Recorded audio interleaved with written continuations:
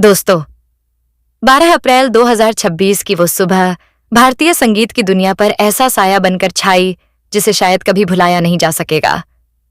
92 साल की उम्र में सुरों की जादूगरनी आशा भोसले इस दुनिया को अलविदा कह गईं और पीछे छोड़ गईं यादें, गीत और एक अधूरी सी खामोशी।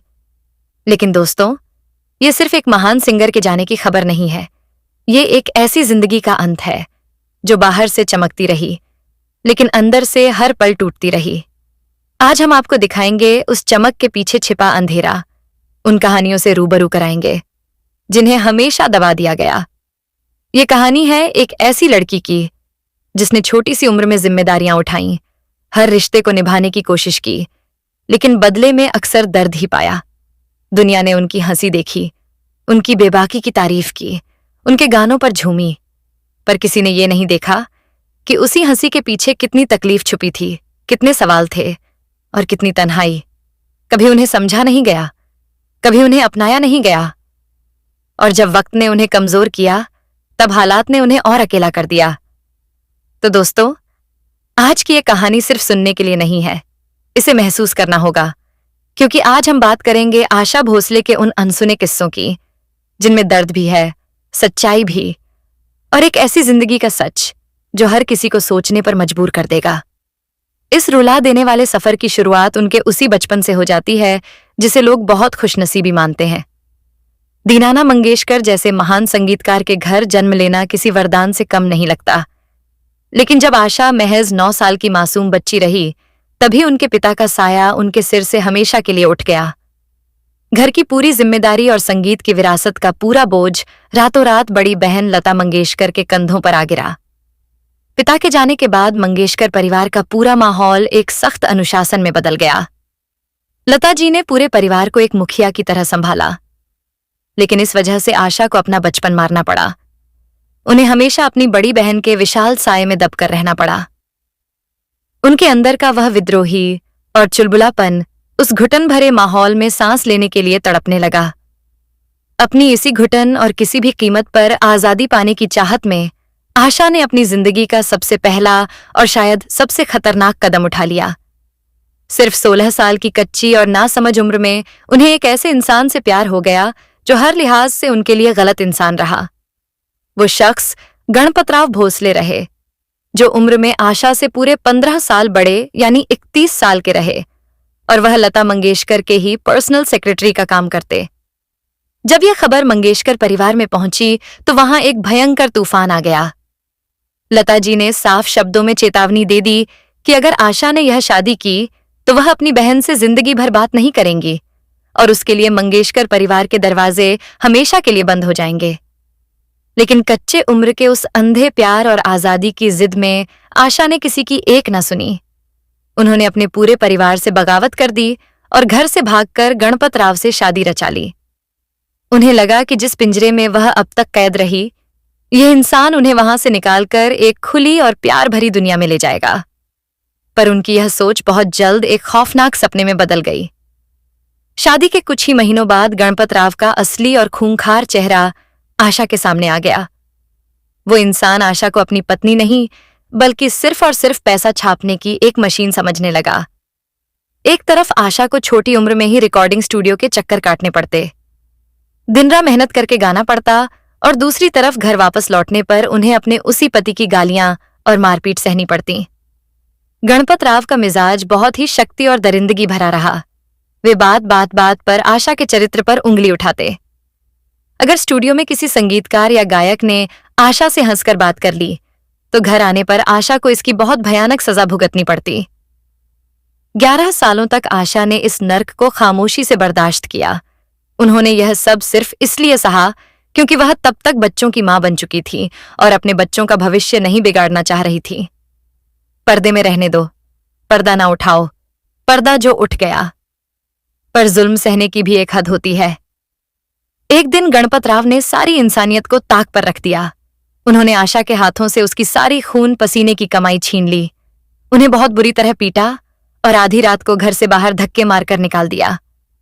जरा अपनी आंखें बंद करके उस रूह कपा देने वाले मंजर के बारे में सोचिए। मुंबई के उस अनजान सड़क पर एक अकेली और बेसहारा औरत खड़ी है। उसके एक हाथ में उनका रोता हुआ छोटा बेटा हेमंत और दूसरे हाथ में डरी हुई बेटी वर्षा। और इन सबसे ज्यादा दर्दनाक बात यह रही कि आशा उस वक्त तीसरी बार गर्भवती रही। उनके गर्भ में उनका तीसरा बच्चा आनंद पल रहा था। बिना एक भी पैसे के, बिना किसी छत के और अपनों से ठुकराए हुई वो औरत उस रात कहाँ जाती? लाचार होकर उन्हें अपना स्वाभिमान मारना पड़ा और वो वापस अपने उसी मायके लौट आई जिसे वह सालों पहले छोड़कर गई थी। मायके में उन्हें छत तो मिल गई, लेकिन वहां भी उन्हें वो अपनापन और सुकून कभी नसीब नहीं हो पाया जिसकी एक टूटी हुई औरत को सबसे ज्यादा जरूरत होती है। एक पर्दे मेरा दिल ले गया, जाते जाते मीठा मीठा हम ले गया। लता जी के साथ उनके रिश्ते इस शादी की वजह से पहले ही इस कदर बिगड़ चुके थे कि एक ही छत के नीचे रहते हुए भी दोनों बहनों के बीच सालों से कोई बातचीत नहीं हुई। आशा अपने ही घर में एक अजनबी और अछूत की तरह जिंदगी गुजारने पर मजबूर हो गई। अपने 3 बच्चों का पेट पालने के लिए आशा को इंडस्ट्री में दर दर की ठोकरें खानी पड़ी। उस दौर का संगीत जगत पूरी तरह से लता मंगेशकर के इशारों पर चलता। लता जी की आवाज को मंदिरों की देवी जैसा पवित्र सम्मान हासिल रहा। कोई भी बड़ा संगीतकार या फिल्म निर्माता लता जी को नाराज करने का जोखिम नहीं उठाना चाहता था। हर कोई इस बात से डरता कि अगर उन्होंने आशा को काम दिया तो कहीं लता जी उनसे रूठ न जाएं। इस डर की वजह से आशा को कभी कोई बड़ा या सीधा साधा रोमांटिक गाना नहीं दिया गया। आशा की झोली में सिर्फ वही गाने डाले जाते जिन्हें लता जी अपनी साफ सुथरी छवि खराब होने के डर से गाने से साफ इनकार कर देती। किसी क्लब में नाचने वाली कैब डांसर के गाने, किसी वैम्प यानी खलनायिका के होठों पर सजने वाले उत्तेजित गीत, या फिर बहुत ही छोटे बजट किसी ग्रेट फिल्मों के सस्ते गाने आशा के हिस्से में आते हैं। तो अब लेकिन एक मां को अपने बच्चों का पेट भरने के लिए किसी भी हद तक जाना मंजूर होता है। आशा ने अपने आंसुओं और अपने अपमान को पिया और उन गानों को अपनी आवाज दी। उन्होंने लोकल ट्रेनों में धक्के खाए, रिकॉर्डिंग स्टूडियो के बाहर भूखे पेट घंटों इंतजार किया। जब वो माइक के सामने खड़े होकर कोई बहुत ही चुलबुला या नशीला गाना गा रही होती तो उनके अंदर की औरत अपने टूटते हुए घर और अपने बच्चों के भविष्य को लेकर फूट फूट कर रो रही होती। इंडस्ट्री के लोग उनके मुंह पर तो उनके गानों की तारीफ कर देते, लेकिन पीठ पीछे उनके चरित्र को लेकर भद्दी बातें करते। उन्हें हमेशा एक दोयम दर्जे की गायिका माना गया। लता की तरह उन्हें कभी इज्जत भरी निगाहों से नहीं देखा गया, बल्कि उन्हें और उनकी आवाज को हमेशा एक अलग ही और गलत नजरिए से तोला गया। अपनी ही सगी बहन के सामने हर रोज खुद को साबित करने की यह जंग और लोगों के तानों का यह जहर उन्हें अंदर ही अंदर खोखला कर रहा था। वो एक ऐसे अंधेरे भंवर में डूबती जा रही थी जहां से बाहर निकलने का कोई रास्ता दिखाई नहीं दे रहा था। इसी भयंकर निराशा और अकेलेपन के द्वार में आशा की जिंदगी में एक ऐसे इंसान की एंट्री होती है जिसने उनके करियर को तो आसमान की बुलंदियों पर पहुंचा दिया, लेकिन उनकी निजी जिंदगी में एक और बहुत बड़ा और गहरा जख्म छोड़ दिया। यह इंसान ओपी नैयर रहे। ओपी नैयर उस जमाने के बहुत ही कड़क मिजाज, जिद्दी और अपने उसूलों के पक्के संगीतकार माने जाते। जब पूरी इंडस्ट्री लता मंगेशकर के सामने सिर झुकाकर खड़ी रहती और उनके इशारों पर नाचती, तब नैयर साहब ने एक बहुत बड़ी बगावत कर दी। उन्होंने साफ ऐलान कर दिया कि वो अपने धुनों पर लता से नहीं बल्कि आशा से गवाएंगे। आशा की आवाज में छुपी हुई वो कशिश, वो दर्द और वो खनक नैयर साहब ने बहुत करीब से पहचान ली। इन दोनों ने मिलकर रिकॉर्डिंग स्टूडियो के अंदर दिन रात एक कर दिया। वो ऐसा दौर रहा जब आशा को अपनी काबिलियत साबित करने की और अपनी बहन के साये से बाहर निकलने की एक बहुत बड़ी जिद सवार हो चुकी थी। लेकिन यह सफर सिर्फ काम और संगीत तक महदूद नहीं रह पाया। घंटों एक साथ वक्त बिताते हुए, नई धुनों पर माथापच्ची करते हुए और एक दूसरे के जज्बातों को समझते हुए इन दोनों के दिल एक दूसरे से जुड़ गए। नैयर साहब पहले से शादीशुदा इंसान और उनका अपना एक हंसता खेलता परिवार मौजूद था। उधर आशा खुद 3 बच्चों की मां और अपने पति से अलग होकर एक बेहद ही संघर्ष भरी और समाज के तानों से भरी जिंदगी गुजार रही थी। ऐसे में एक शादीशुदा मर्द और एक अलग हो चुकी औरत के बीच पनपने वाला यह रिश्ता उस दौर के समाज में किसी बहुत बड़े पाप और कलंक से कम नहीं माना जाता था। लोगों ने आशा को एक बार फिर से अपनी नफरत का निशाना बना लिया। पूरे फिल्म जगत में और आम जनता के बीच आशा के चरित्र को लेकर बहुत ही गंदी और भद्दी बातें फैलाई जाने लगीं। पत्रिकाओं में बड़े बड़े अक्षरों में छपने लगा कि आशा अपनी बड़ी बहन लता को नीचा दिखाने और इंडस्ट्री पर राज करने के लिए एक शादीशुदा आदमी का घर उजाड़ रही है। मंगेशकर परिवार, जो पहले ही आशा की पहली शादी को लेकर उनसे खफा रहा, इस नए रिश्ते की खबर सुनकर उन्होंने आशा से पूरी तरह से किनारा कर लिया। अपनों ने ही उनके माथे पर एक बहुत बड़ा कलंक लगा दिया। लोग यह समझने को तैयार ही नहीं रहे कि जिस औरत को इतनी छोटी उम्र में इतने भयानक धोखे मिले हों, जिसे भरे बाजार में जलील करके घर से निकाल दिया गया हो, उसे एक सहारे और एक मजबूत कंधे की कितनी ज्यादा जरूरत महसूस होती है। वो सहारा उन्हें ओपी नैयर के रूप में मिला। यह रिश्ता कोई 1 या 2 साल नहीं, बल्कि पूरे 14 सालों तक चला। सजना है मुझे सजना के लिए जरा उलझे। इन 14 सालों में आशा ने नैयर साहब के लिए आइए मेहरबान और आओ हुजूर, तुमको जैसे अमर गीत गाए, जिन्होंने उन्हें रातों रात एक बहुत बड़ी स्टार बना दिया। लेकिन किस्मत ने आशा के नसीबों में सुकून और खुशियां बहुत कम लिखी थीं। अगस्त 1972 का वो दिन भारतीय संगीत के इतिहास में एक ऐसा अनसुलझा राज बनकर रह गया जिसका जवाब आज तक किसी को नहीं मिल पाया। ओपी नैयर और आशा के बीच अचानक एक ऐसी भयानक तकरार हुई जिसने इस 14 साल पुराने रिश्ते को हमेशा के लिए तबाह कर दिया। उस दिन रिकॉर्डिंग स्टूडियो के बंद दरवाजे के पीछे क्या हुआ, किसी ने क्या कहा और बात इतनी कैसे बिगड़ गई, यह आज तक कोई नहीं जान पाया। पर उस मनहूस दिन आशा स्टूडियो से बुरी तरह रोते हुए और कांपते हुए बाहर निकली। उसके बाद उन्होंने जिंदगी में कभी पलटकर ओपी नैयर की तरफ नहीं देखा। किसी ने आशा के उस दर्द को और उनके आंसुओं को समझने की कोशिश नहीं की, बल्कि उल्टा लोगों ने इस अलगाव को भी आशा के स्वार्थ और उनकी चालाकी का ही नतीजा बता दिया। लोग कहने लगे कि आशा ने अपने फायदे के लिए नैयर साहब का इस्तेमाल किया और अब जब उनका काम निकल गया तो उन्हें छोड़ दिया। इस दूसरे भयानक टूटन के बाद आशा अंदर से पूरी तरह बिखर गई। उन्हें लगने लगा कि दुनिया में अब उनका अपना कोई बचा ही नहीं है और उन्हें हमेशा सिर्फ धोखे और लांछन ही सहने पड़ेंगे। रातों की नींद उड़ गई और उनके गाए हुए दर्द भरे नगमे उनकी खुद की जिंदगी का आईना बन गई। पर इस घने और काले अंधेरे में एक नई रोशनी का जन्म होने वाला था। यह रोशनी राहुल देव बर्मन यानी पंचमदा के रूप में उनके जीवन में आई। पंचमदा उस वक्त के सबसे आधुनिक, बिंदास और नए विचारों वाले संगीतकार माने जाते थे। उन्होंने आशा की आवाज में एक अलग ही रॉकस्टार वाली झलक देख ली। जहां दुनिया आशा को सिर्फ दर्द भरे या कैबरे गानों तक सीमित मानती, वहीं पंचमदा ने उन्हें पाश्चात्य पॉप और क्लासिकल धुनों का एक ऐसा अनोखा मिश्रण दिया जिसने उन्हें पूरी दुनिया के युवाओं की पहली पसंद बना दी। सर पर टोपी, लाल हाथ में रेशम का रुमाल हो, तेरा क्या कहना, पिया तू अब तो आजा और दम मारो दम, जैसे गानों ने आशा को शोहरत की एक ऐसी बुलंदी पर पहुंचा दिया जहां पहुंचना हर किसी के बस की बात नहीं थी। पंचमदा स्वभाव से बहुत ही हंसमुख और सुलझे हुए इंसान रहे। स्टूडियो में साथ काम करते हुए और संगीत की नई नई धुनें बनाते हुए इन दोनों के टूटे हुए दिल एक दूसरे को बहुत करीब से समझने लगे। पंचमदा खुद अपनी पहली शादी टूटने का भयानक दर्द झेल चुके थे और अकेलेपन की मार सह रहे थे, और आशा की जिंदगी तो पहले से ही जख्मों का एक लंबा सिलसिला रही। दोनों ने एक दूसरे के दर्द को महसूस किया, एक दूसरे के आंसू पोंछे और एक बहुत ही मजबूत सहारा बन गए। पर इस बार भी समाज और दुनिया की वह जालिम नजरें उनका पीछा नहीं छोड़ रही थी। पंचमदा उम्र में आशा से पूरे 6 साल छोटे रहे।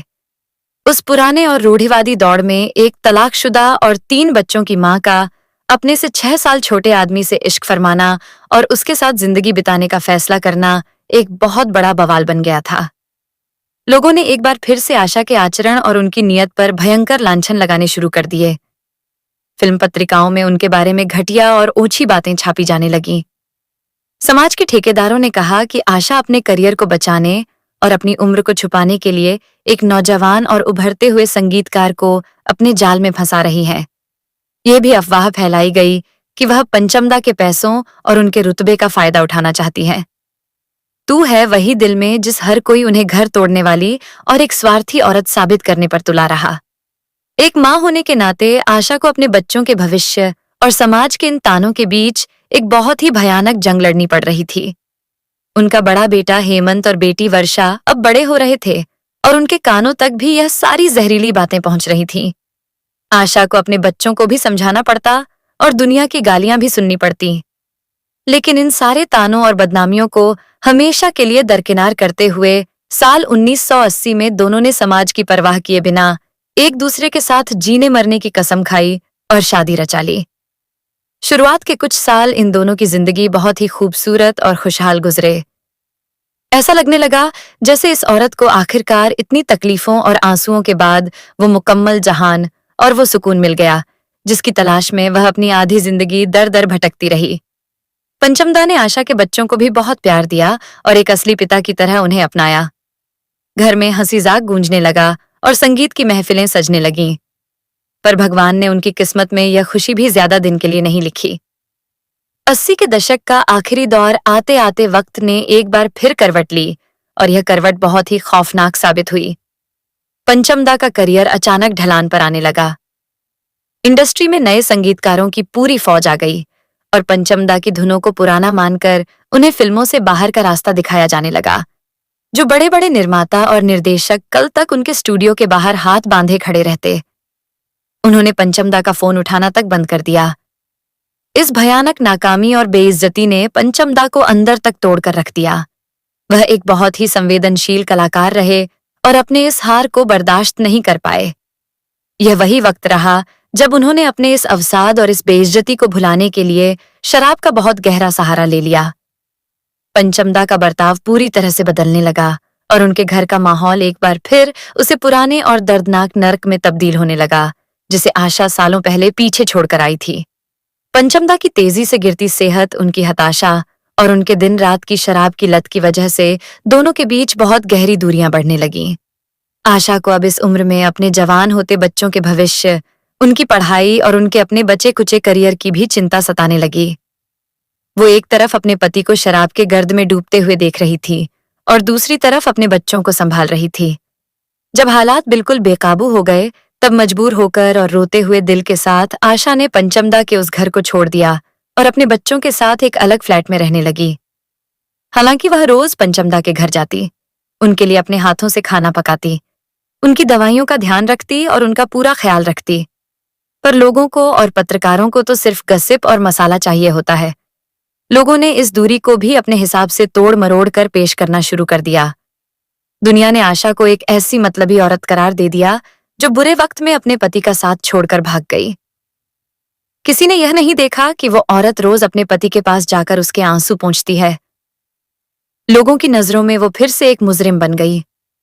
इस झूठी बदनामी और पंचमदा की गिरती सेहत ने आशा को अंदर से पूरी तरह खोखला करना शुरू कर दिया। लेकिन उनके जीवन का सबसे काला और रूह कपा देने वाला अध्याय अब भी शुरू होना बाकी था। 4 जनवरी 1994 का वह मनहूस और काला दिन आ गया जब पंचमदा ने इस दुनिया को हमेशा के लिए अलविदा कह दिया। दिल का भयानक दौरा पड़ने से उनकी अचानक निधन हो गई। पंचमदा के जाने के बाद पूरी फिल्म इंडस्ट्री और मीडिया ने एक बार फिर अपना सबसे क्रूर और डरावना चेहरा दिखाया। पंचमदा के अचानक हुई मौत का सारा इल्जाम सीधे तौर पर आशा भोसले के सिर पर मढ़ दिया गया। अखबारों और पत्रिकाओं में बड़े बड़े लेख छपे जिनमें बहुत ही बेबाक और निर्दयी तरीके से कहा गया कि आशा ने पंचमदा को उनके सबसे बुरे वक्त में अकेला छोड़ दिया था। उन्हें एक स्वार्थी, लालची और पत्थर दिल औरत करार दे दिया गया। लोगों ने खुलेआम इल्जाम लगाया कि जब तक पंचमदा कामयाब रहे उनके पास फिल्में रहीं। आशा ने उनका और उनकी धुनों का इस्तेमाल किया और जब वह बीमार पड़े तो उन्हें अकेले तड़पकर मरने के लिए छोड़ दिया। और सबसे बड़ा विवाद तो उनकी संपत्ति को लेकर खड़ा किया गया जिसकी चर्चा आपने भी जरूर सुनी होगी।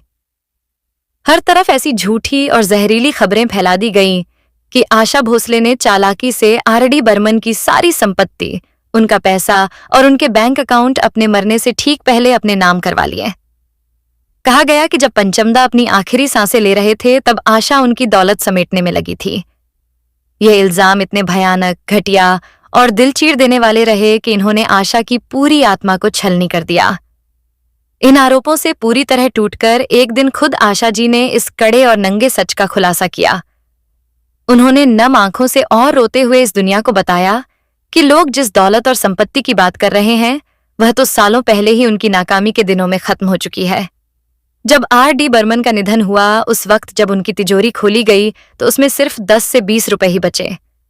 पंचमदा अपने आखिरी दिनों में पूरी तरह से कंगाल हो चुके थे। उनके पास अपना घर चलाने और अपने इलाज के पैसे तक नहीं बचे थे। आशा ही वो अकेली इंसान रही जो उनकी दवाइयों, उनके खाने और उनके आखिरी सफर का पूरा खर्चा अकेले उठा रही थी। लेकिन दुनिया ने इस सच्चाई पर कभी ध्यान नहीं दिया। जब पंचमदा का अंतिम संस्कार हुआ तो वहां मौजूद हर संगीतकार, कलाकार और रिश्तेदार की नजर आशा को एक मुजरिम की तरह देख रही थी। उन जालिम और शक की निगाहों ने आशा के सीने को बुरी तरह छलनी कर दिया। जरा उस अकेली औरत के दिल का हाल सोचिए, जिसने अपने प्यार को, अपने जीवन साथी को खोया हो, जिसने अपने पति को शराब और नाकामी के आगे बेबस होते और घुटने टेकते हुए देखा हो, और आज जब वह अकेले खड़ी है तो पूरी दुनिया उसके आंसू पोंछने के बजाय उसे ही उसका कातिल ठहरा रही है। आशा रो रो कर सबको सफाई देती रही कि वह पंचम दास से कभी अलग नहीं हुई। वह आखिरी सांस तक उनके साथ खड़ी रही, पर किसी ने उनकी एक चीख नहीं सुनी। अपनों की इस बेवफाई और दुनिया के इस भयंकर लांछन ने आशा को पूरी तरह से अंदर तक खामोश कर दिया। उन्हें अपनी हर एक सांस के लिए इस बेदर्द समाज को सफाई देनी पड़ रही थी। वो अंदर से एक जिंदा लाश बन गई थी। ऐसा लगने लगा कि शायद अब उनकी जिंदगी में आंसू बहाने के अलावा कुछ और बचा ही नहीं है। पर कहते हैं कि दुख कभी अकेले नहीं आता। दुनिया के तानों और पंचमदा के जाने का गम अभी पूरी तरह से भरा भी नहीं कि नियति ने आशा के लिए एक ऐसी रूह कपा देने वाली त्रासदी लिखकर रखी थी जिसने उन्हें सचमुच जीते जी मार डाला। जिस औरत ने अपनी पूरी जिंदगी, अपना पूरा करियर और अपनी हर खुशी सिर्फ अपने 3 बच्चों के लिए कुर्बान कर दी, उस औरत को अपने ही बच्चों की मौत का वो खौफनाक मंजर अपनी आंखों से देखना पड़ा। आशा की इकलौती बेटी वर्षा भोसले अपनी मां के बहुत करीब रही। वर्षा बहुत ही टैलेंटेड, एक शानदार लेखिका और एक अच्छी गायिका भी रही, लेकिन उनकी जिंदगी भी अपनी मां की तरह ही दुखों और अवसाद के भंवर में फंस रही थी। वर्षा की शादीशुदा जिंदगी बहुत ही बुरी तरह नाकाम हो गई। तलाक के बाद वह पूरी तरह टूट गई और भयानक डिप्रेशन का शिकार हो गई। आशा ने अपनी बेटी को इस अंधेरे से बाहर निकालने की हर मुमकिन कोशिश की। वो अपनी बेटी का इलाज करवाती, उसे हमेशा अपने साथ रखती और उसका सहारा बनने की कोशिश करती। लेकिन 8 अक्टूबर 2012 का दिन आशा की जिंदगी का सबसे काला दिन साबित हुआ।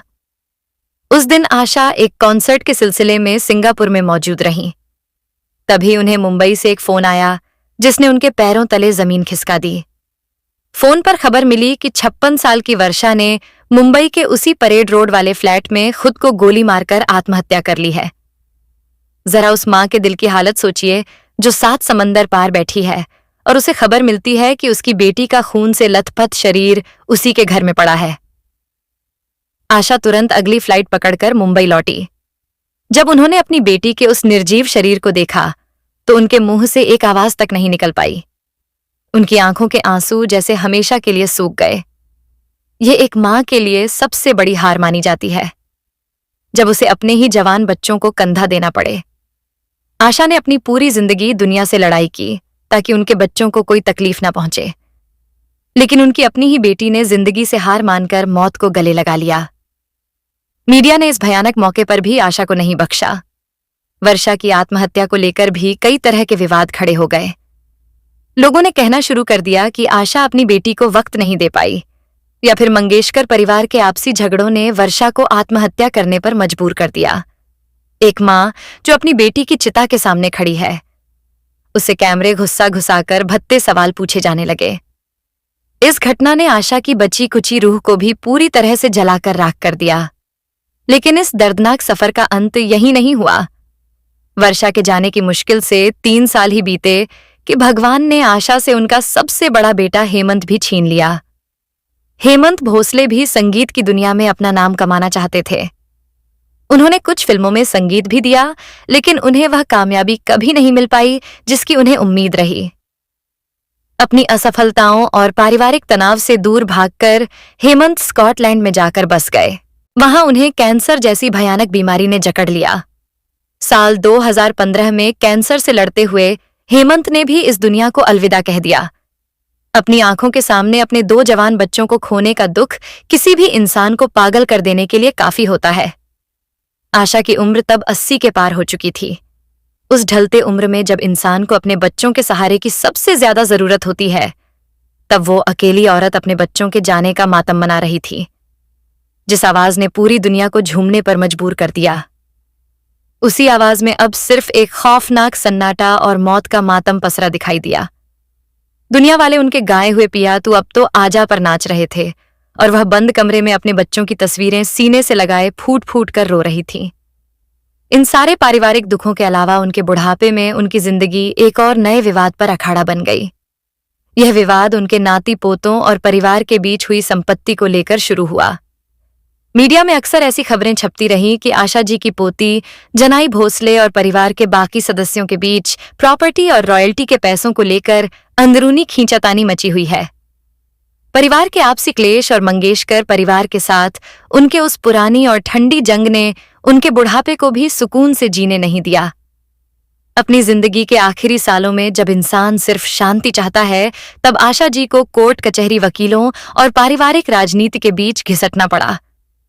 जिस औरत ने अपने खून पसीने से करोड़ों की दौलत कमाई, अपने परिवार का नाम रोशन किया, उसी के अपने लोग उस दौलत के लिए आपस में लड़ते नजर आए। उनकी अपनी कोई दुनिया बची ही नहीं। लता दीदी के जाने के बाद तो वह और भी ज्यादा अकेले पड़ गई। दोनों बहनों के बीच चाहे जितने भी गिले शिकवे रहे हों, लेकिन बुढ़ापे में वह एक दूसरे का बहुत बड़ा सहारा बन चुकी थी। लता जी के निधन ने आशा को पूरी तरह से तोड़ दिया। एक एक करके उनके सारे अपने, उनके सारे साथी इस दुनिया से रुखसत होते चले गए और वो अकेले उस बड़े से आलीशान घर में अपनी मौत का इंतजार करने को मजबूर हो गई। उनका वह बुढ़ापा किसी खौफनाक सजा से कम नहीं जान पड़ता। जब भी वह टेलीविजन पर किसी गायन प्रतियोगिता या रियलिटी शो में बतौर मेहमान बनकर जाती, तो लोग उन्हें चमकती हुई खूबसूरत साड़ियों, हीरों के जेवर और मोतियों की मालाओं में सजा हुआ देखकर यही सोचते कि इस औरत की जिंदगी कितनी खुशनसीब और मुकम्मल है। मंच पर वह हंसती, मुस्कुराती और लोगों के साथ अपने पुराने किस्से साझा करती। लेकिन उस झूठी मुस्कान के पीछे के आंसुओं को देखने वाली आंखें इस दुनिया में किसी के पास नहीं रहीं। जब वो उस चकाचौंध भरे मन से उतरकर कैमरे के पीछे अपने घर के उस सन्नाटे में कदम रखती, तो वहां कोई उनका स्वागत करने वाला नहीं होता। वहां सिर्फ और सिर्फ उनके मरे हुए बच्चों की यादें, पंचमदा के कमरे का खालीपन और जिंदगी भर के मिले हुए धोखे उनका इंतजार करते। उन्होंने अपनी गायिका से पूरी दुनिया का मनोरंजन किया। जब देश का युवा उदास होता, तो वह आशा के गाए हुए मस्ती भरे गीत सुनकर अपना गम भुला जाता। लेकिन खुद आशा के गम भुलाने के लिए कोई दवा या कोई गीत नहीं बना। उनकी आवाज में एक ऐसा जादू रहा जो किसी मरे हुए इंसान में भी जान फूंक दे। पर उनकी खुद की आत्मा अंदर से पूरी तरह से मर चुकी थी। एक इंसान जब उम्र के इस आखिरी पड़ाव पर पहुंचता है, तो वह चाहता है कि उसके नाती पोते उसके पास बैठकर उसकी कहानियां सुने, उसका परिवार उसके साथ बैठकर खाना खाए। लेकिन आशा की किस्मत में यह सुख भी नहीं लिखा रहा। दौलत और संपत्ति के झगड़ों ने परिवार के बचे हुए लोगों को भी एक दूसरे का दुश्मन बना दिया और आशा इन सब के बीच एक तमाशा बनकर रह गई। एक बहुत ही कड़वा सच यह भी है कि फिल्म इंडस्ट्री ने हमेशा आशा के नाम और उनकी कला का इस्तेमाल अपनी तिजोरियां भरने के लिए किया। जब तक उनके गले में सुर रहे, जब तक वो मंच पर खड़े होकर लगातार 3 घंटे गा सकती थीं, तब तक दुनिया उनके आगे पीछे घूमती रही। लेकिन जैसे ही उम्र का असर उनकी आवाज पर पड़ने लगा, वहीं इंडस्ट्री उन्हें भूलने लगी। जिन लोगों ने उनके सहारे करोड़ों रुपए कमाए, उन्होंने बुढ़ापे में मुड़कर यह तक नहीं पूछा कि वह कैसी हैं या उन्हें किसी सहारे की जरूरत तो नहीं। यह दुनिया का सबसे बड़ा दस्तूर है और आशा ने इस दस्तूर को बहुत करीब से और बहुत ही दर्दनाक तरीके से महसूस किया। और आज 12 अप्रैल 2026 के दिन, जब उनका यह थका हुआ शरीर और छलनी हो चुकी आत्मा इस दुनिया को छोड़कर हमेशा के लिए अनंत में विलीन हो गई, तो अचानक पूरी दुनिया उनके लिए आंसू बहाने का नाटक करने लगी। आज हर टेलीविजन चैनल पर उनके महान होने की कस्में खाई जा रही हैं। पर क्या सचमुच किसी ने उनके उस दर्द को समझा जिसे वह अपनी छाती में दबाकर 92 सालों तक इस धरती पर जिंदा रही? अगर हम उनके इस पूरे सफर को पलटकर देखें, तो एक बहुत ही रुला देने वाली और रोंगटे खड़ी कर देने वाली सच्चाई सामने आती है। आशा भोसले ने भले ही इस धरती पर पूरे 92 साल बिताए हों, लेकिन जरा उनके संघर्ष के उन पन्नों को गिनिए। 14 साल के उस छोटी और मासूम उम्र में जब एक आम बच्ची अपने सहेलियों के साथ खेलती कूदती है, तब आशा ने अपने पिता को खोकर अपनी जिंदगी का सबसे पहला और बड़ा दुख झेला। उसी 14 साल की उम्र से लेकर आज 92 साल की उम्र तक, यानी कुल मिलाकर पूरे 78 साल तक उन्होंने सिर्फ और सिर्फ दुख और दर्द और भयानक तकलीफें ही सही। इन 78 सालों में उन्हें एक दिन का भी सच्चा सुकून नसीब नहीं हो पाया। 16 साल की उम्र में पहली शादी की तो पति ने जानवर की तरह पीटा और घर से निकाल दिया। बड़ी बहन के पास गई तो वहां से नफरत और बहिष्कार झेलना पड़ा। ओपी नैयर के साथ जिंदगी आगे बढ़ानी चाहिए तो दुनिया ने चरित्रहीन का तमका दे दिया और नैयर साहब ने उन्हें खाली हाथ छोड़ दिया। पंचमदा के साथ टूटे हुए दिल को जोड़ने की कोशिश की तो पंचमदा की नाकामी, उनकी शराब की लत ने जिंदगी को नर्क बना दिया और उनके मरने के बाद दुनिया ने आशा को ही उनका कातिल और संपत्ति हड़पने वाली लालची औरत साबित कर दिया। और जब बुढ़ापा आया तो अपनी ही आंखों के सामने अपने 2 जवान बच्चों की अर्थी उठती हुई देखनी पड़ी। उन्हें हमेशा लोगों ने गलत ही समझा और सबसे बड़ा दुख तो यह रहा कि उन्हें गैरों से ज्यादा उनके अपनों ने ही उन्हें गलत समझा। चाहे वह उनका अपना मंगेशकर परिवार हो, उनके पति हो या वह संगीत की दुनिया जिसे उन्होंने अपना घर माना, हर किसी ने उन पर सिर्फ शक किया और उन्हें रुलाया। आज वह हमेशा के लिए गहरी नींद में सो गई हैं। शायद अब जाकर उन्हें वह आजादी और वह सुकून मिल पाएगा जिसकी तलाश में वो इन 78 सालों तक इस बेदर्द दुनिया में दर बदर भटकती रही। तो दोस्तों, ये थी कहानी सुरों की उस मलिका की जिनकी आवाज ने दुनिया को हंसाया भी, रुलाया भी और हमेशा के लिए अमर हो गई। आशा भोसले अब हमारे बीच नहीं है, लेकिन उनके गाए हुए गीत, उनकी यादें और उनकी कहानी हमेशा हमारे दिलों में जिंदा रहेंगी। अगर आपको यह वीडियो पसंद आई हो तो इसे लाइक जरूर करें और ऐसी ही दिल को छू जाने वाली कहानियां देखने के लिए हमारे चैनल स्टार मनोहर राठौर को अभी सब्सक्राइब करें। वीडियो को अपने दोस्तों और परिवार के साथ शेयर करना ना भूलें, क्योंकि ऐसी कहानियां सिर्फ देखी नहीं जाती, महसूस की जाती हैं। मिलते हैं अगली वीडियो में एक और नई, सच्ची और दिलचस्प कहानी के साथ। धन्यवाद।